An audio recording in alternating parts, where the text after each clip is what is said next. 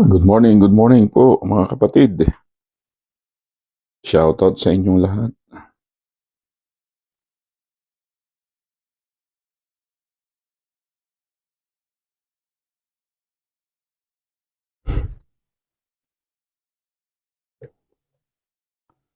Good morning everyone.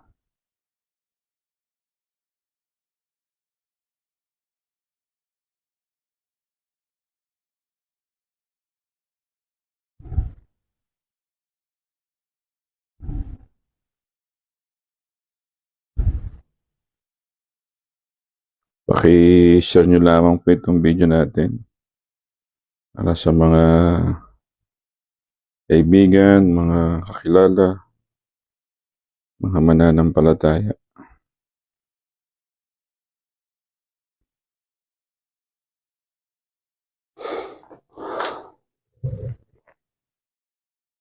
Good morning everyone.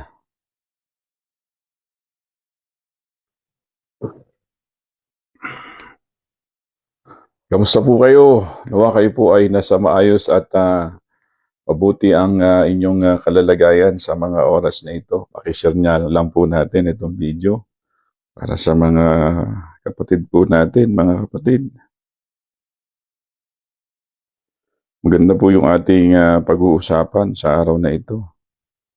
Ito po ay tanong po ng isang kapatiran na may pamagat na ano daw po ba ang sinasabi ng Biblia tungkol po sa euthanasia o yung tinatawag nating o ang hayaang mamatay ang isang tao dahil sa awa, no. Yan mga kapatid.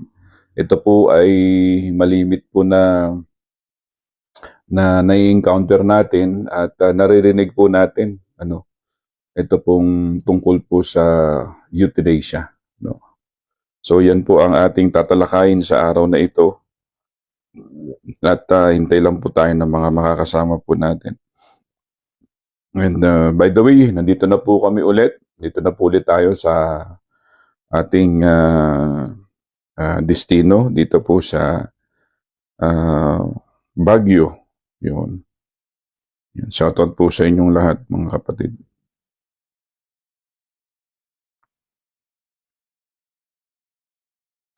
Yan, ang pag-uusapan po natin, ano daw po ba ang yung tanong na ano daw po ba ang sinasabi ng Biblia patungkol sa euthanasia o ang hayaang mamatay ang isang tao dahil sa awa. Yan po ang ating tatalakayin ngayon based from what the Bible says. At good morning po sa inyong lahat mga kapatid. At saan man po kayo naroroon ngayon, nawa ang pag-iingat ng ating Diyos na makapangyarihan ang siyang sumaatin lagi. At salamat po sa inyong mga panalangin dahil ngayon po ay nakauwi na po kami dito sa Baguio. Dito na po ulit ako sa Baguio. Kaya ito po ang aking suot ngayon, obvious naman. At yan, purihin ng Panginoon at kami po ay nakarating ng ligtas at payapa. Marami pong mga aksidente ngayon sa mga kakalsadahan. Ang dami pong mga aksidente. Ingat lamang po, especially ngayong mga panahon na ito kasi nag-uulan, madulas ang kalsada, sa mga nagmamaneho po diyan. Ingat po tayo, Huwag po tayong yung mabilis magpatakbo, chill lang. Sabi nga nila, takbong pogi lang, mga kapatid. Ayan. Para iwas sa aksidente. Ang dami pong mga ngayon, dami pong mga aksidente, mga kapatid. Kaya ang dami pong mga disgrasya na nangyayari ngayon. Okay, yan. Good morning po sa inyong lahat at shoutout po sa bawat isa po sa atin at saan man po kayo naroroon ngayon. Ano po, may nag-message pala sa atin nung nakaraan. Kahapon actually wala po tayo dahil nasa biyahe po kami. Paakit na po dito sa Baguio kaya sabi ko ngayon tayo. May nag-message from Australia. May kapatid tayo nag-message. I think parang ang apelyido niya ay si Sister Villanueva. Ganun po ang apelyido niya po. Diyan po sa may Sydney, Australia. Good morning po sa inyo. Magandang hapon, magandang gabi po sa inyo diyan. Diyan po sa US, mga kapatid natin. Recognize lang natin ang mga kapatiran natin diyan. Diyan sa Orange County, Christian Church. Of course, diyan po sa Hillside, Church of Christ, Christian Church, at and the rest of diyan po sa mga states po ng US na may mga local church po tayo na mga Christian churches and of course mga churches of Christ. At of course diyan naman po sa Canada, yung ating mga iglesia diyan, yung North York Church of Christ sa pangunguna ng kanilang tagapangaral na si Pastor Roger Marcos na naimbag agsapa kada kayo amin kakabsat diyan po sa Toronto, Canada, at of course diyan din po sa Kingsway Christian Church. At of course sino pa diyan po naman po sa Cale Street Christian Church. Sa mga kapatid natin diyan, sa mga Kestin family, sa mga De Los Santos family, sa saan pa ang mga kapatid po natin diyan na nandiyan po, na miyembro po dyan. Marami pa. Yung iba po, nalimutan na po natin yung mga pangalan. So, salamat po sa inyong laging pag-antabay po sa atin at laging pagsama po sa ating daily online devotion, daily online pag-aaral, mga kapatid. So, yan, si Ego Fields. Tama ba? Ego ba? O Ego Fields. Sabi niya, watching from Makati while working. Shout out, Brad. Thank you sa pagsama. Habang ingat-ingat habang nagtatrabaho. Brother Ogie, si Brother Ogie pala yun. Brother Ogie. Ayan, si Brother Ogie, mga kapatid natin dyan, from Cavite. Yan. Praise be to God dahil nung last concert, yan, kasama po siya doon sa Power Praise, dyan po sa Cruzada. Namin nag-message sa akin, nandun daw pala ako sa Cruzada, yung mga kapatid natin yan sa Cruzada.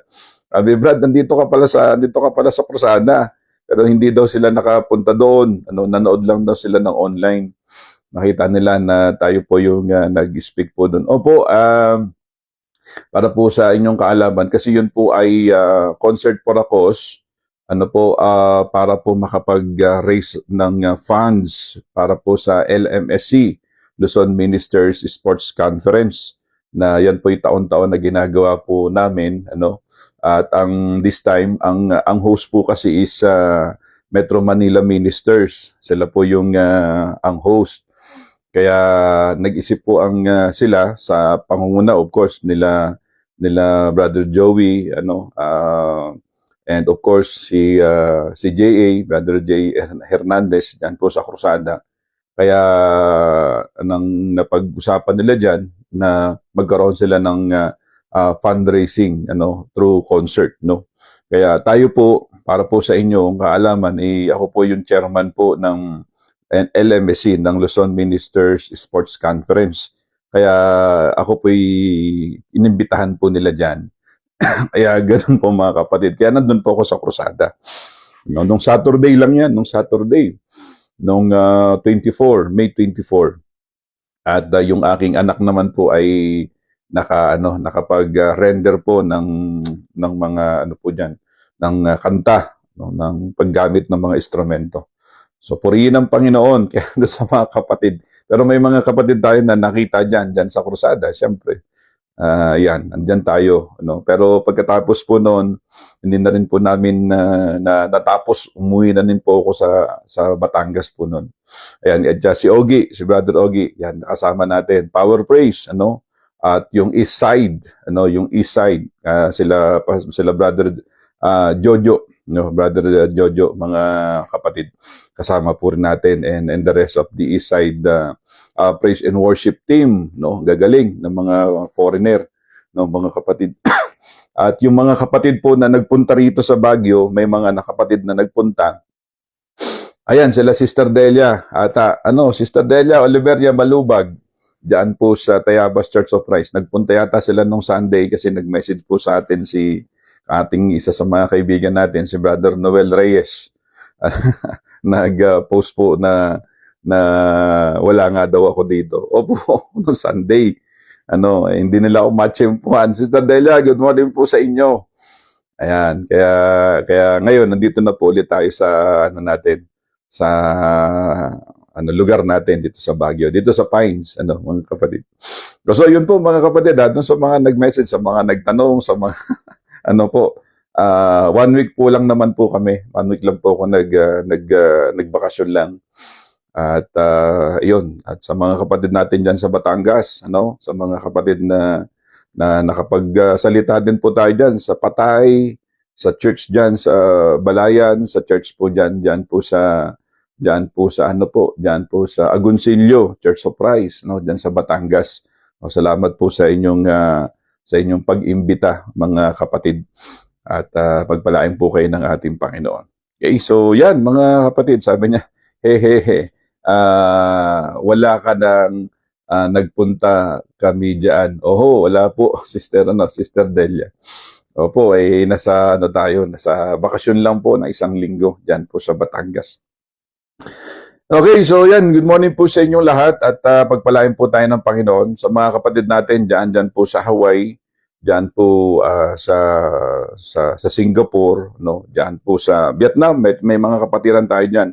At of course, diyan po sa Thailand, Malaysia, at sa iba pang lugar, diyan po sa China, of course, diyan po sa Hong Kong, sa Japan, of course dito sa atin, and Luzon, Visayas at Mindanao. Sa UK, meron tayo sa UK, kila Pastor Joel Reyes, at diyan po sa Italy, diyan po sa Turin, Church of Christ, mga kapatid natin diyan, mga Kailocanuhan, and of course dito sa atin, Luzon, Visayas at Mindanao. Good morning po sa inyo. Yan, shoutout po sa inyong lahat. Sister Minda, good morning po. Brother Tim, good morning bro. Kung nagdadrive ka Brad, ingat po. Kay Nanay Ana Reyes, salamat po. At sa mga kapatid natin, nakasama po natin ngayon. Ang pag-uusapan natin ngayon ay tanong po ng isang kapatid. Ano daw po ba ang sinasabi ng Biblia patungkol po sa euthanasia? O ang hayaang mamatay ang isang tao dahil sa awa? Yan po. Yan po ang ibig sabihin ng euthanasia. Yan po yung ating pag-uusapan, Meron pang ibang salin po dito na tinatawag na mercy killing, parang ganun. Yan po yung ating tatalakayin sa araw na ito. Yan. Naway may mapulot po tayo dito, pag-usapan po natin at ano ba ang sinasabi ng Biblia at ano ba ang pananaw natin po dito at ano ba ang mapupulot po natin po dito. But before that, mag-umpisa na po tayo. Bago po yan, tayo po muna ay mag-ukol po ng panalangin. Let's pray. Manaming Diyos, salamat po sa umagang ito na kami po ay ginising mo at binangon mo. Nataglay po namin ang buhay at lakas na siyang gagamitin po namin sa buong maghapon po na ikaw po ay mapaglingkuran po namin. We thank you God for the privileges to live once again this day. Thank you Lord for the blessing of strength and blessings of life. Father God, salamat po. Napakabuti mo sa amin dahil sa kabila po Panginoon ng mga pinagdaraanan po namin sa buhay.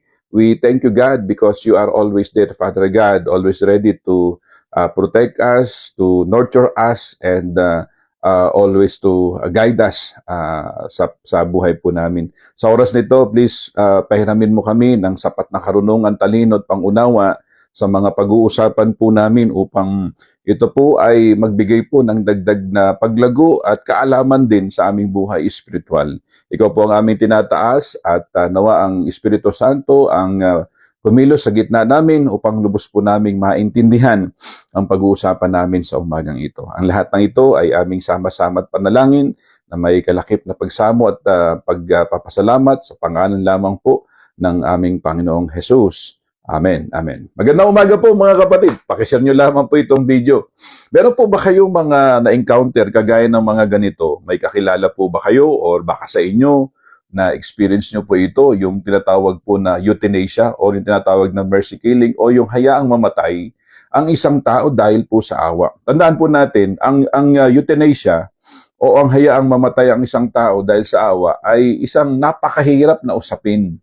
Ano po, sa seminaryo pa lang, ano po, doon sa mga Bible scholar, sa mga nag-aaral po sa Bible school, ito po ay, di ba, malimit na tanong po ng mga estudyante.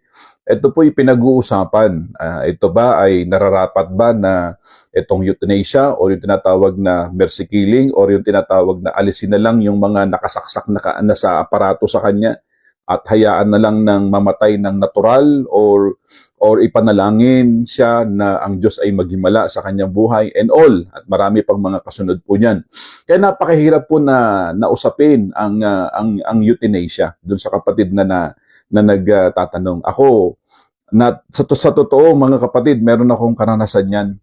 Meron pong kapatid po na dito sa Baguio, hindi ko na po babanggitin ang pangalan, na yung kanyang asawa po ay talagang nasa hospital at nakasaksak ng mga aparato. No, sinabihan niya ako na, Brad, pwede bang ikaw na lang ang magtanggal ng mga aparato? Nagulat ako nung kinausap ako at sinabihan ako noon, Brad, Pastor, baka pwedeng ikaw na lang ang magtanggal ng aparato nung mga nakasaksak doon sa kanyang sa kanyang nguso o yan. Sabi ko, tika muna po. Kasi pagkatapos naming manalangin pwede ba, inano niya ako na, pwede ba Brad, ikaw na lang magtanggal ng aparato? Kasi ako, natatakot ako. Sabi ko, tika muna po ako, ang magagawa ko lang dyan is panalangin. Ipag-pray natin siya. Yung pagtanggal po ng aparato, wala po yan sa akin. Hindi po ako ang may karapatan dyan. At siyempre, kailangan po, mayroon pong payo po ng doktor po dyan. May waiver. May waiver po yan. Kailangan may pipirmahan ka dyan or kung ano man. Pero sa totoo, hindi ko po yan. Ngayon sabi niya, ano po ba ang ating turo po tungkol dyan? Kaya yun, very critical po yun, nung time na yun. Kaya nung tinanong po ito ng isang kapatid sa atin, na biglang nag-flashback po sa akin yung karanasan ko na ganun. Na ako mismo na pinapatanggal niya sa akin yung aparato na nakakabit doon sa kanyang asawa. Sabi ko, mahirap po nito ako. Mahirap po ito ako. Sabi ko, wala po sa aking yan. Hindi po ako ang dapat po diyan. Kung ganyan po, ang pamilya po ang magdesisyon. Ngayon, sabi niya, ano ba yung turo natin? Ano ba yung sinasabi ng Biblia? Sabi ko, ang magagawa ko lang po is to pray for him, ipanalangin, sabi niya, tama ba na ilagyan siya ng aparato? Sabi ko, wala namang pong problema na lagyan ng aparato. Para po maka-recover yung asawa ninyo. Walang problema po doon. Ang problema lamang po at medyo ang hirap na pagdesisyonan, yung bang aalisin mo yung aparato. So dito papasok po yung kanya-kanyang kuro-kuro, kanya-kanyang teorya, kanya-kanyang mga pananaw. But definitely, ito po'y napakahirap na usapin, mga kapatid. So may dalawang bagay na mahirap ibalanse tungkol sa isyong ito. Doon sa kapatid na nagtanong, sabi dito, ang isang banda, sa isang banda, ayaw natin na ilagay ang ating sariling mga kamay, ang buhay ng isang tao at hayaang matapos, matapos iyong wala sa panahon. Ang ibig lang sabihin, ayaw natin naman po na, kumbaga, pabayaan, Kaya nga tayo po, hinahabol natin yun yung buhay niya hanggat maaari, habulin mo yun Kaya nga, meron tayo mga CPR, may mga aparato tayo. Gusto kasi natin habulin, ayaw natin kasi na dahil mahal natin siya sa buhay, mahal natin siya bilang kamag-anak, bilang malapit sa buhay natin. Habulin mo yun may CPR, may mga aparato, may mga kinokuryente pa. Gusto mo kasing gusto mo siyang ma-revive, di ba? Kasi ganun po tayo, ganun natin kamahal yung mga malapit sa atin Gusto natin i-revive yun. Pero ang hirap sa isang banda naman, hanggang saan natin hahayaang maghirap ang isang tao at hanggang kailan natin siya hahayaan na lamang na mamatay ng kusa. Sabi ng iba, kapag wala namang aparato, mamamatay naman siya ng kusa. Ano, sabi ng iba, dahil mahal naman natin siya, kailangan saksakan ng aparato kasi gusto nating habulin yung buhay niya eh. Gusto po natin hangga't maaari, no, sa isang salita, hangga't maaari ayaw natin siyang mamamatay muna. Hangga't maaari ayaw natin siyang mamatay at gusto pa nating makasama po natin siya. No. So yun po yung balanse dito mga kapatid eh. So ang katotohanan na sumusuporta sa katotohanan na ang Diyos ay laban po sa euthanasia. Noong unang panahon, wala naman ng ganyan eh, yung mga euthanasia o yung mga sasaksakan ng kung ano-ano mga isasaksak para ma-prolong pa, di ba? Yun naman ang punto diyan eh. Ma-prolong ang buhay. Pero dahil nga sa euthanasia, yung sinasabi nga po dito na ang katotohanan na ang Diyos ay laban sa euthanasia ay ang kanyang walang hanggang kapamahalaan. So ang Diyos, ano ba ang Diyos? Kasi parang ang sinasabi dito sa mga pag-aaral, ang Diyos po ay hindi po siya sang-ayon sa euthanasia. Siyempre, pag sinabi nating euthanasia, yung mercy killing, yung hayaan mo na lang siya na malagutan ng hiniga sa pamamagitan ng pagtanggal ng mga aparato o kung ano man. Ngayon, ano ba sinasabi ng Biblia? Kasi yun ang tanong mga kapatid. Alam natin na ang physical na kamatayan ay hindi maaaring hadlangan ng sinuman. Saan po mababasa po yan? Diyan po sa awit. 89, ang talataan niya po ay 49. So Psalms 89 verse 49. Kung may mga Biblia po kayo, mga kapatid, dito sa awit 89, ang talata niya po ay 49. Ano po ang sinasabi po ng Biblia tungkol po dito? Kaya tingnan po natin kung ano sinasabi ng Biblia. Sabi ng Biblia ay ganito: nasaan ang alab ng dating pag-ibig at tapat na sumpang ginawa kay David? Nasaan o Diyos ang iyong nasaan o Diyos iyong ipabatid? So, yung sinasabi dito sa awit 89 verse 49 na ang wika, naasaan ang alab ng dating pag-ibig at tapat na sumpang ginawa kay David? Nasaan o Diyos iyong ipabatid? So anong sinasabi dito mga magulang ko at mga kapatid? So doon po sa Hebrew chapter 9 verse 27, ganun din ang sinasabi, na isang beses lang mamamatay ang tao at pagkatapos nito ay pag-uukom. Now, nasabi dito, ang Diyos lamang ang may kapamahalaan kung saan at kailan magaganap ang kamatayan ng isang tao. So pinatotohanan po ito doon po sa aklat po ni Job, kabanata 30 at ang talata niya po ay 23. So ibig sabihin, ang Diyos po lamang ang nakakaalam ng haba, ng ikli, ng buhay ng tao. Wala nang iba. May mga tao po or mga kapatid na kamo na tinaningan na ng mga ospital, ng doktor. O igeto ka na lang, 1 taong ka na lang, o 3 taong ka na lang, o 5 taong ka na lang. May taning na ang buhay. Pero may kilala po tayo na yung buhay niya tinaningan na ng doktor, pero hanggang ngayon buhay pa rin. 'Di ba? May ganun. Meron naman po na hindi tinataningan ang buhay niya, pero bukas makalawa, susunod na buwan, susunod na taon, nawala na, namatay na. So ano't ano man, kasi ang Diyos po ang nakakaalam sa lahat ng mga bagay. Meron po ba kayong kilalang ganyan? Na tinaningan na po yung kanyang buhay, pero hanggang ngayon kasama mo pa rin.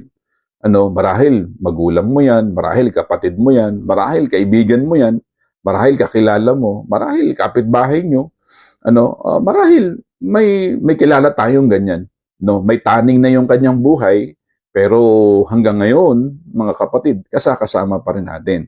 So anong sinasabi? Kaya nga, doon po sa Job chapter 30 verse 23, oo, alam ko na dadalhin mo ako sa kamatayan at sa bahay na itinalaga para sa lahat ng nabubuhay. So dito makikita po natin na idiniklara din doon po sa mga ngaral 8:8 na sabi doon, walang taong may kapangyarihang pumigil ng espiritu ni kapangyarihan sa araw ng kamatayan. O sabi ng Biblia Walang taong pwedeng pumigil ng espiritu o sa kapangyarihan ng kamatayan. Kapag yan ay, sabi nga nila, kapag oras mo nang mamatay, oras mo nang mamamatay. Kapag oras mo nang magpaalam, oras mo nang mawala, oras mo nang mawala. Ngayon, yung issue kasi about doon sa euthanasia. Ano daw ba ang sinasabi ng Biblia? Ito po yung kasagutan po diyan. Kasi ang Diyos, ang gusto niya, ang gusto niya ay siya ang siya ang diyan. Kumbaga siya ang nakakaalam. Siya ang masusunod. Ano man ang ikabit mo diyan, ano man ang ilagay mo diyan just to prolong the life of sabi nga natin, mahal natin sa buhay or kakilala po natin. Wala namang, kumbaga, walang masama kasi gusto natin makasama pa ang mga mahal natin sa buhay. Kaya nga may mga hospital, di ba? Ganun eh.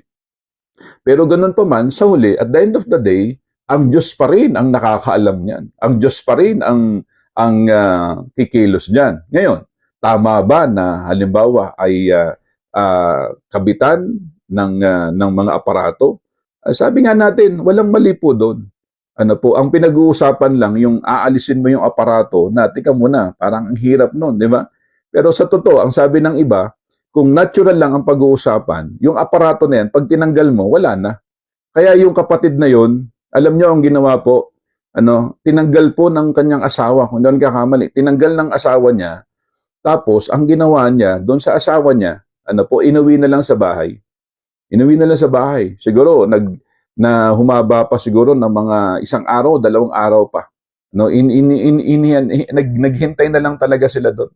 Tinanggal na po ng asawa niya, tapos naghintay na lang. Kumbaga, let go na, tanggap na ng pamilya na gano'n na lang talaga ang buhay. Pero siyempre, andun yung awa. Andun yung awa, andun yung sakit sa dibdib na inuwi nila yung kanyang asawa at inihiga na lang doon sa kwarto sa bahay nila. Tapos kasi siyempre may may kasulatan eh. Mayroon pang may mga waiver po 'yan from the hospital. Then kung ano't ano man, wag niyong isisisi sa hospital o sa doktor o ganun man. So tinanggal yung aparato. Kasi isa din po sa dahilan dahil siyempre kapag ginabitan ng aparato, the more na tumatagal na nakakabit yung aparato, the more po na lumalaki naman ang bayarin. Isa din po 'yan. So, ang isa sa mga practical at ang isa sa mga posibleng maging solusyon, hayaan na lang. Bahala ang Diyos. Kung ang Diyos ay maghimala sa kanya, mabuhay siya, ma-revive. Kasi ang nagbibigay na lang ng hininga sa kanya, yung na lang yung aparato. Yun na lang Kung bakit pumipintig-pintig pa yung puso, kung bakit gumaganon-ganon pa yung takbo ng aparato, dahil nga po doon sa aparato. Siya po yung nagbibigay po ng oxygen sa loob ng katawan, kung bakit ang puso tumitibok pa, kung bakit ang lungs ay tumitibok pa, kung bakit okay pa yung ng machine. Dahil nga po doon sa aparato. Kaya nga sabi ng mga iba, kapag tinanggal mo yung aparato, wala na siyang buhay. Unti-unti na yan. And true enough, yun po yung issue na yan, mga kapatid. Experience ko yan. Inuwi yung lalaki, yung asawa, inuwi. So mga 1 araw o 2 araw po, nalagutan na po siya ng hininga. Pero masakit yun. Masakit yun, mga kapatid. Napakasakit nun. Hindi po, akala nyo po nung sa iba, madali po yun. Masakit na decision po yun. Mahirap na decision po yun. Kaya tayo bilang mga Pilipino, hanggat maaari, sabi nga ng iba, sige, kahit magkano yan, basta't lang siya, ma-revive. Basta't mabuhay lang siya. Kasi ganun natin kamahal yung mahal natin sa buhay. Kaya yung tanong neto na isang kapatid, ano daw ba itong euthanasia? Ano bang sinasabi ng Biblia? Of course, ang sinasabi ng Biblia, na ang sabi po diyan po sa Job, chapter 30, verse 23, sabi dito, oo, sabi niya, alam ko na dadalhin mo ako sa kamatayan at sa bahay na itinalaga para sa lahat ng nabubuhay. So, idineklara din doon sa mga ngaral 8:8, na walang taong may kapangyarihang pumigil ng espiritu. Ni kapangyarihan sa araw ng kamatayan. Kung kahit napigilin mo pala yan, kahit na pigilin mo, wala na. Na lang po yan Kumbaga, yung aparato na lang ipag-pray mo na lang na wag mag-brown out. Ipag-pray mo na lang na kailangan meron siyang ano diyan, merong generator. Kasi kapag nawalang generator, kapag nag-brown out, wala na. Kasi yun na lang din yun eh. Hindi natin talaga kayang pigilan eh. Pagaman mapoprolong pa saglit or kung ilang mga pero yung realidad na talagang the more na nakasaksak yung aparato, the more na matagal na nakasaksak yung aparato sa kanya, the more naman yung reality, the more na pataas ng pataas ang bayad. Ganun naman eh. 'Di ba? Siguro sa inyo. Kaya pinag-uusapan ng pamilya. Anong gagawin natin? Siyempre, iisipin mo rin yung bayad sa ganito, bayad sa ganyan. So totoo, ang nagbibigay na lang ng buhay sa kanya yung yung aparato. Mga kapatid. So yan po yun. Yan, meron si Sister Delia. Yung nanay po ni Brother Edward Pagador, inalis din po ang aparato. Sabi kasi ng doktor, wala na din daw po. Kaya inuuwi na lang din po sa bahay. Pero ilang weeks din po itinagal. Pero matanda na rin. So kinalaunan namatay din. Yung kapatid natin na dito sa Baguio, nag-stay pa siya ng 1 araw, 2 araw. Bago siya namatay. At pagkatapos po noon, nag-service po kami sa kanila. So yun, ang hirap po nito. Ang hirap po mga kapatid, hindi mo siyempre nakakakonsensya. Sabi ko nga sa inyo ako po yung kinausap ng asawa, Pastor, baka pagkatapos naming ipag-pray, inilapit ko sa Panginoon, Lord, ikaw ang maghimala. Lord, ikaw po ang nakakaalam ng buhay namin. Nakasaksak yung aparato Hindi ko alam kung naririnig niya o kung ano man. Pero siyempre, kinakausap ko, Brad, ganito, tibayan niyo ang loob niyo, makipag-usap kayo ng personal sa Diyos. So, nang ipinag-pray ko, matapos naming ipinalangin, So, ako yung kinausap ng asawa. Sinimplihan niya ako, Pastor, baka pwedeng ikaw na lang po ang magtanggal po ng aparato kasi ang hirap ng. Sabi ko, hindi po ako ang taong dapat po na gawin yan. Ngayon, tinanong niya rin ako tungkol diyan. Sabi ko, ang hirap pong sagot niyan kasi damdamin niyo po ang nakasalalay dito. Masakit po yan para sa inyo. Sabi niya, ano ba ang natin diyan? Sabi ko, pag tinanggal niyo po yung aparato, po yan, hindi na rin talaga siya magtatagal. Wala. Yung natural na buhay niya, na yon, talagang hingalo na, naghihingalo na. Pag tinanggal mo yan, kasi may aparato, napapahaba pa yan. Pinapump niya pa yung lungs niya, or kung ano man, yung heart niya, yun na lang yun. Pero pag inalis mo yan, talaga, bilang ka lang ng ilang araw dyan, mamamatay na talaga siya. So, ang magagawa na lang po natin is tanggapin kung ano't ano man. Yan sabi niya kasi, Pastor, ang taas na ng bill namin Siyempre, araw-araw, aparato yun mahal kaya yan. Yung metro mo, ganun. Mahal yun, mahirap yun. Sabi niya, sige Pastor. Kinausap nila, nabalitaan ko, inuwi na yung kapatiran. Kapatiran yan Makalipas ang 1 araw, 2 araw, namatay na rin. So, hindi nila ako binalikan. Kasi Pastor, ganyan. No, walang ganon. So, tinanggap na nila. Sabi ko, kailangan tanggapin. Ganun ang mangyayari po dyan Yan, syempre, kung mahal mo talaga mahal mo di ba? Hindi, mare, syempre, gagawa ka ng paraan, hahabulin mo nga Yung CPR na ginagawa natin, gusto natin, ma-revive pa siya yung mga aparato na kinakabit, gusto natin, ma-revive pa siya Yun naman ang katotohanan ng buhay Kasi mahal natin yun Syempre, kapag yung tumagal na siya ng mga 1 linggo, 2 linggo, mahaba na yun. Laki na ng nun. Siyempre, sasabihin naman ng doktor ito po, Mrs. or Mr., ganito po, yung buhay po ng asawa po ninyo, sa aparato na lang po siya umaasa. Ang wala na po tayong magagawa talaga. Ganun Ang magagawa na lang natin as hilingin natin sa Diyos na maghimala ang Diyos. Ganun na lang ganito po. Kasi sinasabi naman ng hospital yan Ganito po, ganyan, ganito po. Kasi siyempre, yung billing po ninyo, mataas na. Yung aparato, ang mahal niyan, hirap po Sabihin naman ng doktor yan Ngayon, kaya siyempre, magpupulong kayong pamilya. Ganito, ganyan, ganito, ganyan, ganito, ganon. Kailangan na magdesisyon.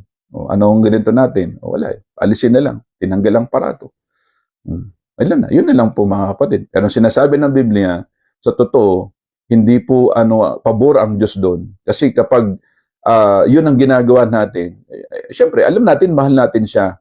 Mahal natin sa buhay, Pero ang gusto ng Panginoon, kasi siya ang nakakaalam. Kaya sabi nun, walang taong may kapangyarihan na pumigil, kapangyarihang pumigil ng espiritu.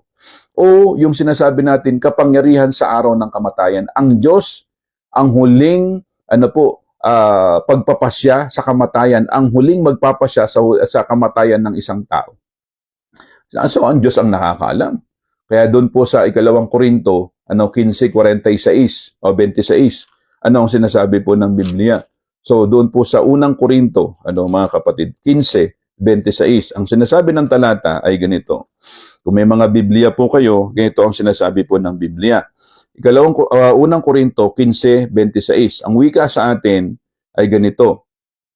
Ang kahuli-hulihang kaaway na kanyang pasusukuin ay ang kamatayan.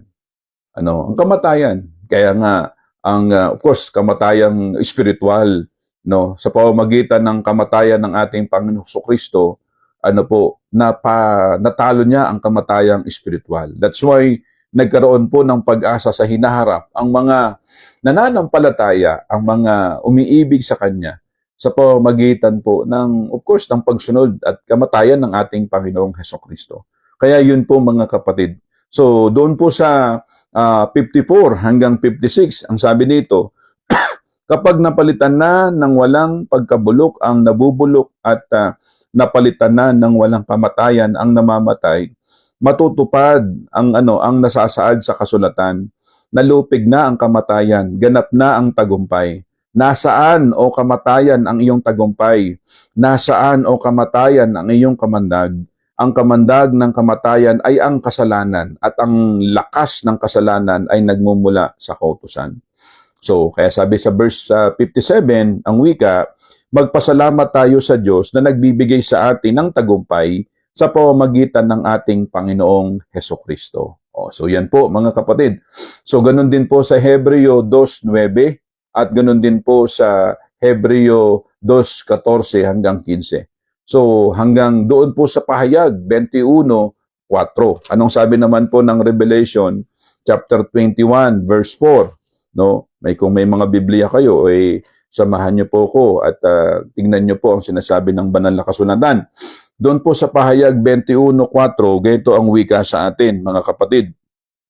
At papahirin niya ang kanilang mga luha, wala ng kamatayan, dalamhati, pag-iyak at sakit sapagkat lumipas na ang dating mga bagay. So maliwanag po yan. So sa oras ng kamatayan, of course, wala ng pagluha, wala ng sakit, wala ng lungkot, no more pain, no more everything na yung mga nararamdaman nating physical sa oras ng kamatayan, wala na. Wala na. Kasi kapag sa mga ganon, di ba parang sabi nga ng mga ibang mga doktor, sa totoo po, sabi ng mga doktor ito, aaminin ko po, na talagang kami, wala na talaga. Kumbaga, bumigay na talaga yung lahat ng mga sa katawan niya, bumigay na. Ibig sabihin, yung kanyang immune system, bumagsak na talaga, totally. Bagsak na talaga, wala na. Wala na kami magagawa diyan, talagang wala na. So, kumbaga sa hinihintay mo na lang talaga. Kasi kapag ang tao daw, sa oras ng kamatayan, hindi naman daw automatic na patay ka agad Meron pa palang mga ilang segundo pa. May ilang mga segundo pa yan na maririnig ka pa niya, may ilang segundo pa yan bago totally na mawawala na ang kanyang lahat, yung senses totally mawawala. So may ganun po ang sinasabi ng pag-aaral. Kaya ang mga doktor, may mga doktor na tatapatin ka na ito po, tatapatin na po namin kayo. Wala na po talaga, bumagsak na po talaga ang lahat ng mga niya, lahat ng organs niya sa loob ng katawan. Wala na po talaga. Ngayon, siyempre, sasabihin ng kamag-anak, di ba, gawin niyo lahat ng magagawa ninyo, Dok. Di ba, may mga ganun mga senaryo Look, Dok, gawin niyo lahat ng magagawa ninyo para lang ma-revive yung buhay ng magulang ko, ng kapatid ko, or kung sino man, or ng asawa ko. Diba? Gawin niyo lahat. Sasabihin ng doktor, wala na po talagang, ang magagawa natin, kabitan na lang natin siya ng aparato. Pero sabi niya, ang aparato, hindi po siya ang makapagbibigay ng kumbaga sabihin po natin ng pag-asa para ma-revive ang buhay niya. Yun lang. Yun lang, ganun lang. Gaganon-ganon lang siya. Ganun lang. Pero sa totoo, dahil sinabi na ng doktor, wala na talaga. Ganun po. Kaya ang mangyari dyan is tanggapin. Kaya yung Biblia, ang sinasabi ng Biblia, walang sino man ang pwedeng humadlang. Kasi ang Diyos po ang nakakaalam. Kaya sabi niyan, walang taong may kapangyarihang pumigil ng Espiritu, ni kapangyarihan sa araw ng kamatayan. Ang Diyos lamang po ang magpapasya. Kapag ganon, mga kapatid. Kaya nga ang kamatayan na isang natural na kaganapan. Minsan, pinahihintulutan ng Diyos ang isang tao na magdusa ng mahabang panahon bago siya mamatay. Di ba? May mga ganon eh. Nahirapan tayo sa sakit. Nahirapan, may mga ganon. May sakit ka, may cancer ka, or kung ano man. Ako, sa totoo, kung ako tatanungin ninyo, ayoko na po yung maghirap pa dahil sa sakit. Siyempre, nakakaawa naman yung mga tao sa paligid mo, yung mahal mo sa buhay. Naaalagaan ka pa. Para lang sa akin, ito lang yung opinion ko. Para lang sa akin. Ayoko na po yung maghihirap ako or, di ba, nandiyan ka sa banig ng karamdaman for how many years na nandiyan ka. Pinaliliguan ka, pinapakain ka, na hindi mo na nga kayang, yung katawan mo. Wala na eh. Kumbaga, gulay ka na. Ako, hanggat maaari, ayoko nang danasin yun. Kung kukunin ako ng Panginoon, kung mamamatay, ganun eh. Ganun naman eh. Kesa, di ba, may mga tao pa na maghihirap para sa akin. Sa akin lang to opinion ko ito. Hindi ko sinasabi na gawin yung paniwala or kung ano man. Opinion ko lang para sa akin. Ayoko na kasi na mamamatay, na maghihirap pa ako. At yung mga tao sa paligid ko is naghihirap din para sa akin, ganun.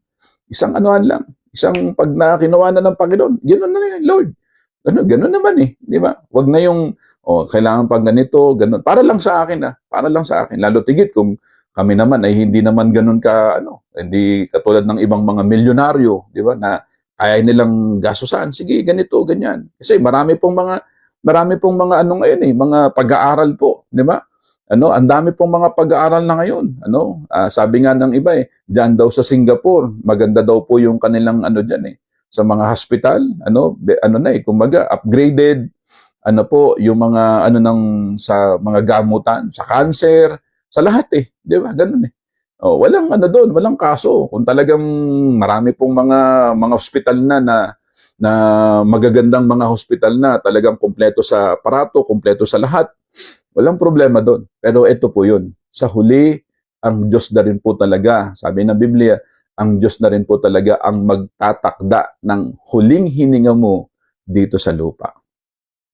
Siya talaga ang nakakaalam ng lahat ng mga bagay. Kaya nga ang kamatayan ay isang natural na kaganapan. Mangyayari at mangyayari talaga yan. Sabi ng mga ngaral, walang sino man ng tao na pwedeng pumigil sa kamatayan. Lahat tayo ay mawawala.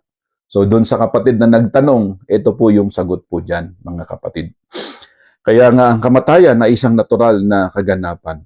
Pinahihintulutan minsan ng Diyos na bago mamatay ang tao, minsan nahihirapan pa siya sa sakit. Ganun Totoo yan, may ganyan di ba? May ganyan mga kapatid Sa ibang pagkakataon naman, ang panahon bago siya mamatay, sa ibang pagkakataon naman, ang paghihirap ng isang tao ay maiksi lamang, di ba? May ganon. At walang taong ikinatutuwa ang pagdurusa. Ngunit hindi ito nagbibigay ng karapatan sa tao upang humatol sa kagandahang kahandaang mamatay ng isang tao. So kadalasan ang layunin po ng Diyos ay nahayag sa pamamagitan ng paghihirap ng isang tao. Marahil dahil naghihirap ka, kung wala ka pa sa Panginoon, para lang ma-realize mo, di ba? Para lang maintindihan mo, na hangga't maaari, bago ka mamatay, kilalanin mo muna ang Diyos. Sampalatayanan mo ang Panginoong Hesukristo. Marahil ganon, may mga ganong mga senaryo. Marami tayong na-encounter na ganyan, pero hindi mo naman pwedeng i-judge yung buhay niya. Di ba? Alangan sabihin mo, napaka-unfair mo naman. Ngayon mo tatanggapin ang Panginoon kung kailang nandiyan ka na, nag-aagaw buhay ka na. Hindi mo pwedeng i-judge po yun. Di ba? Yung lalaki nga doon sa krus bago siya lagutan ng hiningi. Ang sabi niya kay Jesus Christ alalahanin mo ako. sa iyong kaharian. O, ano sabi ni Jesus Christ? Sabi niya, ngayon din, kakasamahin kita sa paraiso. Hindi natin pwedeng i-judge, ligtas ba ito o hindi siya ligtas. Hindi natin pwede, wala sa kamay natin ang maghusga. Ang magagawa natin is ipag-pray siya. Kung tinanggap niya ang Panginoon bago siya mamatay, ako may na-encounter na ganyan. No? Nasa daigbanig ng karamdaman. Tinatanggap niyo ba ang Panginoon? Oo siya. Ay, wala na akong magagawa doon. Alangan, sabihin ko sa kanya, alangan naman na, di ba? Alangan naman na alugin ko siya. Napaka-unfair mo. Nung malakas ka, hindi ka nakikita sa church eh. Napaka-unfair mo nung malakas ka. Iniimbitahan ka namin. Ayaw mo umatin sa church. Ngayon, nandiyan ka sa manig ng karamdaman.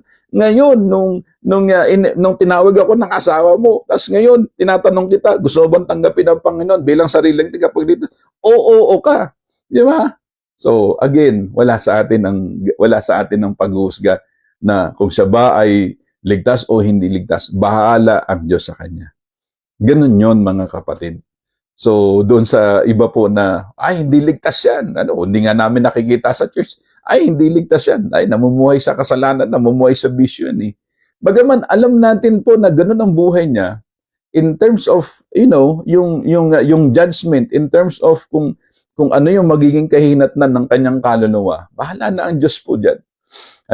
Ayan, sabi ni Sister Linda, pareho po tayo ng opinion.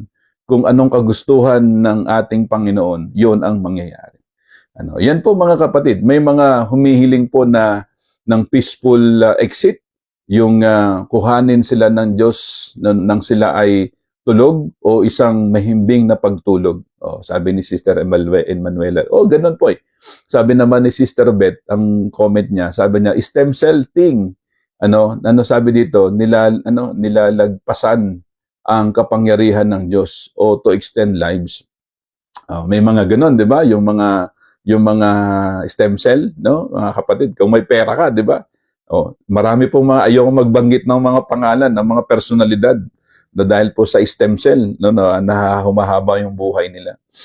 May pera sila eh, 'di ba, mga kapatid? Anyway, so yun po mga kapatid. Basta ang Diyos lamang po ang nakakaalam ng lahat ng mga bagay. Ang Diyos lamang ang nakakaalam. Kung alam mo, kung pare-pareho lang, walang mga stem cell, wala po yung mga aparato na yan, so ang Diyos pa rin ang nakakaalam kung gaano katagal, kung gaano kahaba, kung gaano kaikli ang buhay natin. Ang mahalaga, maikli man or mahaba ang buhay mo sa mundong ito, ang mahalaga, kilalanin ang Panginoon, sampalatayanan ng Panginoon, at paglingkuran ng Panginoon habang may buhay. Kung mamamatay, sabi nga ni Apostol Pablo, for me, to live is Christ, and to die is gain. Di ba? So yun po, mga kapatid. Kaya maliwanag at klaro, mga kapatid. Kaya nga, na sa araw po ng kamatayan o sa araw po ng pag-aagaw buhay, maisip na ng isang tao na nag-aagaw buhay na meron pong Diyos, that there is God, merong Diyos po na siyang maghahatid po sa atin doon sa lugar na kanyang ipinangako sa mga nananampalataya, sa mga tumanggap sa kanya bilang sariling tagapagligtas. Mga kapatid, meron din po sa Roma, sa Roma 5:3, sa mga ngaral 7:14. Itinuro ng ginawa ng Diyos ang isa pati ang isa pa. Sabi nga, itinuturo ng Roma 5:3 na ang bunga ng kahirapan at pagtsatsaga ay nagmamalasakit ang Diyos sa mga taong nananalig o nananalangin ng kamatayan upang matapos ang kanilang pagdurusa. Meron pong ganun eh. Meron pong nananalangin, Lord, kunin mo na ang buhay ko. 'Di ba? Sino po 'yan? 'Di ba si Elijah, si Job, Lord, please take my life. 'Di ba? Dahil nga siguro marahil nung panahon na 'yon, yung kanyang depression, yung kanyang mga anxieties, nag-pray siya, sabi ni Elijah, Lord, please take my life. Si Job ganun din eh, dahil sa kanyang kalagayang physical eh, Lord, kunin mo na ang buhay ko. Ayoko nang maghihirap eh. 'Di ba? Sa atin may mga ganyang senaryo. Lord, ayoko nang maghirap, kunin mo na. Dahil nga hirap na eh. Walang pampagamot.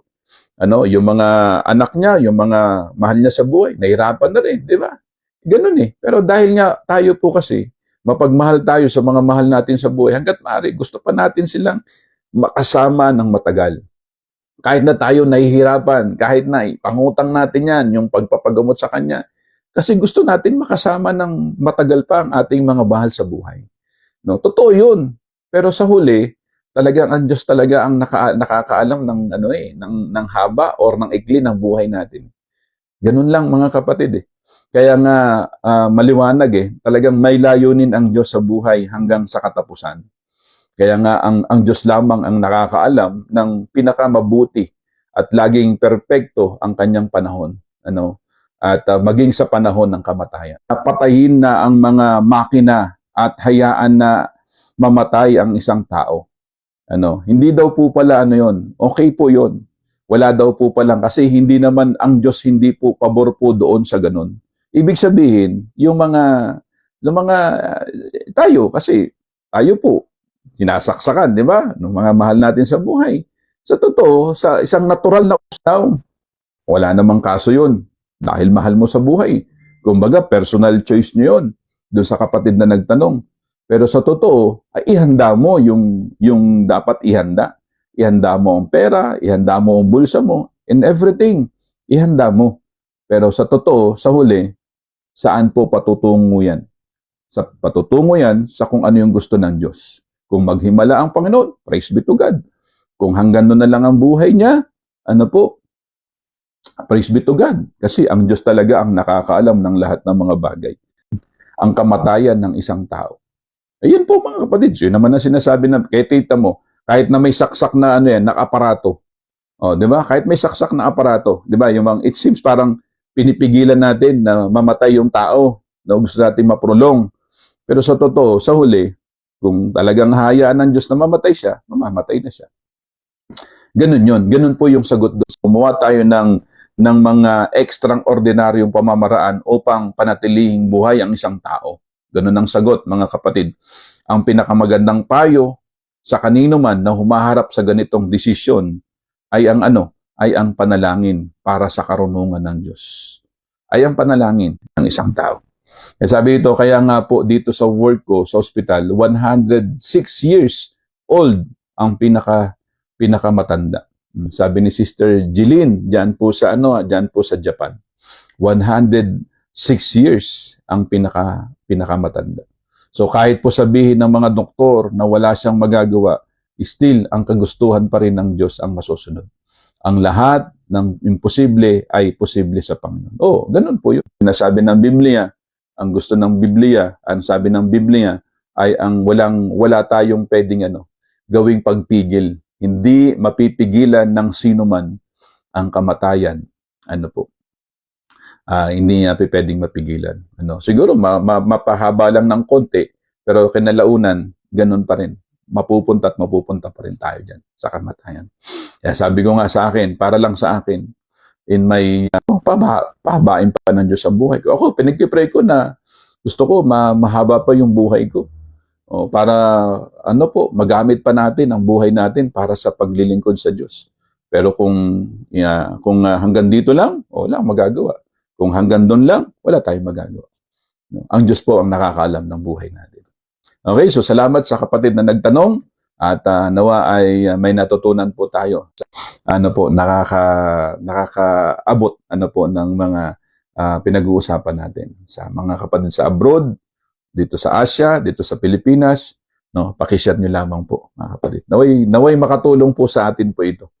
Naway makatulong po sa atin ito. At habang tayo po ay may buhay, habang tayo ay may lakas, gamitin natin ang lakas para sa kanyang kapurihan, para sa kanyang pangalan lamang. Magandang umaga mga kapatid, at see you again tomorrow. Tayo po ay manalangin. Ama naming Diyos, salamat po sa mga paalala, sa mga turo mo, na sa oras ng kamatayan, walang sino man ang pwedeng humadlang, maging ang mga aparato, o kung ano man. Lord, naway i-grab namin ang bawat sandali, ang bawat panahon, na ikaw po ay kilalanin, ikaw po ay paglingkuran. Dahil sa oras ng kamatayan, wala po kaming kayang gawin, kundi ikaw lamang ang siyang nakakalam. Kaya nga Lord, ikaw po ang nangako sa mga nananalig, sa mga nananampalataya sa iyo. At kapag oras ng kamatayan dito sa lupa, dadalhin mo ang mga kaluluwa ng mga umiibig, ng mga nagdilingkod. We thank you Lord once again for the blessings that we're about to receive this interde. Sa iyo po, Panginoon, ang papuri. At ang lahat ng ito'y aming panalangin na may kalakip na pagpapasalamat